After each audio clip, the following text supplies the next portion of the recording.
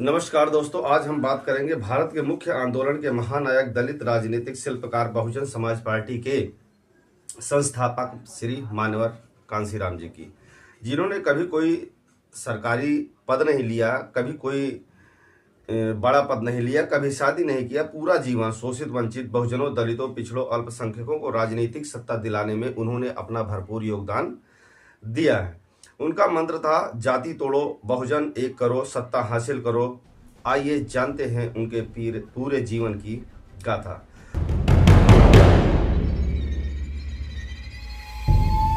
मान्यवर कांशीराम जी का जन्म 15 मार्च 1934 को ब्रिटिश भारत के पंजाब राज्य रोपड़ अब रूपनगर जिले के छोटे से गांव ख्वासपुर में हुआ था। वे एक रविदासिया, जिसे रैदास कहा जाता है, सिख परिवार से थे जो दलित समुदाय से संबंधित था। पिता का नाम हरि सिंह और माता का नाम विशन कौर था। परिवार में वे सबसे बड़े थे, लेकिन कांशीराम जी पढ़ाई में अव्वल थे। उन्होंने रोपड़ के सरकारी कॉलेज में बीएससी की डिग्री 1956-58 के आसपास प्राप्त की। वे स्वभाव से मजबूत, कद काठी वाले, कुश्ती और कबड्डी के शौकीन थे, लेकिन जातिगत भेदभाव उन्हें जल्द ही प्रभावित किया। लेकिन यहाँ जातिवाद का सामना हुआ। जैसा कि आप लोग जानते हैं, मान्यवर श्री कांशीराम साहब ने अपने जीवन में विवाह नहीं किया। उनका जन्म पंजाब के रोपड़ जिले में एक ख्वासपुर गांव में हुआ था, जो कि रैदासिया समाज से था। वो पढ़े लिखे आगे बढ़े और डीआरडीओ कंपनी में उन्होंने नौकरी पकड़ा।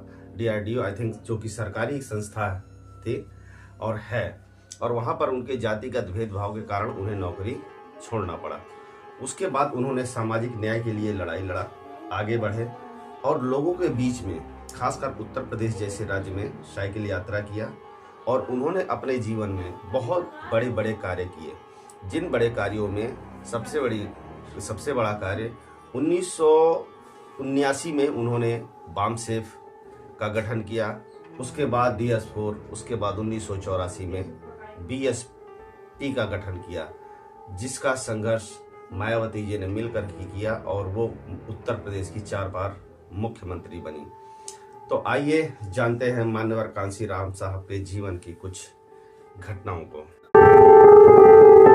1958 में उन्होंने पुणे में रक्षा अनुसंधान एवं विकास संगठन DRDO में सहायक वैज्ञानिक के पद पर नौकरी शुरू की। अच्छी सैलरी, सम्मानजनक पद। लेकिन यहाँ जातिवाद का सामना हुआ। एक घटना ने उन्हें बदल दिया। बाबा साहब अम्बेडकर की जयंती पर छुट्टी मांगने पर अफसरों ने मना किया, जबकि अन्य त्योहारों पर छुट्टी मिलती थी। एक सहकर्मी ने उन्हें बाबा साहब की किताब जाति का विनाश पढ़ने को दी, जिसे उन्होंने एक रात में 3 बार पढ़ा। इसके बाद उन्होंने ज्योतिबा फुले और पेरियार के विचारों से भी प्रभावित हुए। उन्होंने समझा कि सरकारी नौकरी व्यक्तिगत सुख देती है, लेकिन समाज के लाखों शोषितों की समस्या का समाधान नहीं। 1971 में उन्होंने नौकरी छोड़ दी। एक त्याग का बड़ा उदाहरण था। नौकरी छोड़ने के बाद उन्होंने बहुजनों को जागृत करने का अभियान शुरू किया। 1971 से 1978 में विभिन्न छोटे प्रयास, बौद्ध रिसर्च सेंटर आदि।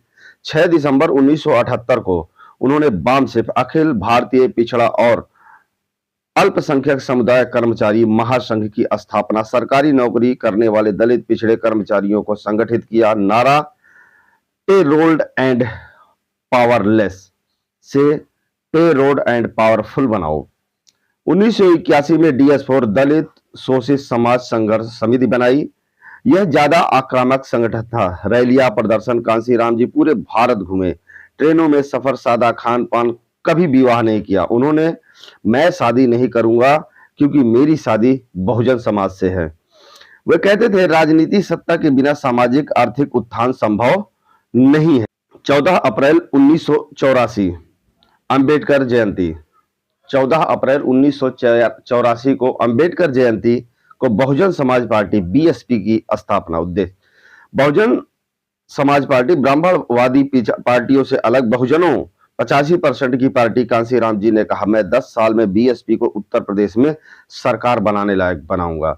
1995 में पहली बार मायावती के मुख्यमंत्री बनने पर BSP यूपी में सत्ता में आई। कांशीराम जी कभी मुख्यमंत्री नहीं बने, हमेशा पीछे से संगठन चलाते रहे। वे लोकसभा, होसपुर पंजाब और एटा यूपी में सांसद चुने गए, लेकिन पद की लालसा नहीं।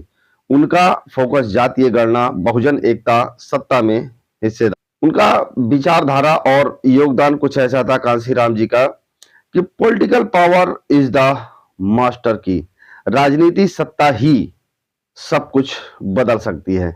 बहुजन, एससी, एसटी, ओबीसी, माइनॉरिटी को एकजुट कर 85% की ताकत बनाओ, चुनाव लड़ो, लेकिन बिक मत जाओ। उन्होंने हजारों कार्यकर्ताओं को प्रशिक्षित किया, किताबें लिखी, जैसे बाम सेब का जन्म हुआ।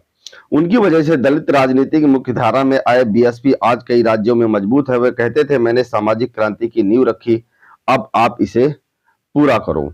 सन 2000 के बाद स्वास्थ्य खराब होने लगा, डायबिटीज, मल्टीपल और लोमा। 9 अक्टूबर 2006 को दिल्ली में दिल का दौरा पड़ने से निधन हो गया। अंतिम इच्छा के अनुसार अंतिम संस्कार सरकारी खर्च पर नहीं, बहुजन कार्यकर्ताओं के सहयोग से हुआ। आज भी लाखों लोग उन्हें साहेब बहुजन नायक कहकर याद करते हैं। उनकी विरासत बीएसपी बहुजन विचार, त्याग और संघर्ष की कहानी है, जिसका जितना क्रेडिट मान्यवर श्री कांशीराम जी को दिया जाए उतना कम है। हालांकि बहुत से लोग अनजान है, बहुत से लोग नादान है, खास करके युवा पीढ़ी कुछ जानते हैं, कुछ नहीं जानते हैं, लेकिन उन्हें बताना हमारा फर्ज बनता है। लेकिन इस जगह पर मैं एक बात और कहना चाहूंगा कि जब उन्होंने सरकारी पद का त्याग किया और उसके बाद वो सामाजिक न्याय से जुड़े, तो उन्होंने मुर्दा अंबेडकर को जीवित किया। जी हाँ, मुर्दा, जो कि समाज के और देश की नजरों में मर चुके थे। मौजूदा सरकार ने उन्हें किताबों से, रोड से, सिनेमा से, टीवी से, सीरियल से, अर्थात हर जगह से मार दिया था, लेकिन अंबेडकर को उन्होंने दोबारा जीवित किया। और इस बार अंबेडकर बहुत शक्तिशाली तरीके से जीवित हुए और उसी समय उन्होंने कह दिया था कि इस देश में अंबेडकर के विचारधारा की आग लग चुकी है, अब इसे कोई बुझाने वाली फायर ब्रिगेड नहीं है। तो आप सभी को धन्यवाद यह वीडियो देखने के लिए। यदि वीडियो अच्छी लगी हो तो लाइक, शेयर और सब्सक्राइब जरूर करें। मैं उम्मीद करता हूं कि यदि आप लोगों का प्यार और सहयोग बना तो ऐसे ही विषयों पर मैं और भी वीडियो बनाऊंगा। और कोई भी भूल या गलती हुई हो तो अपने विचार कमेंट में जरूर बताएं। धन्यवाद।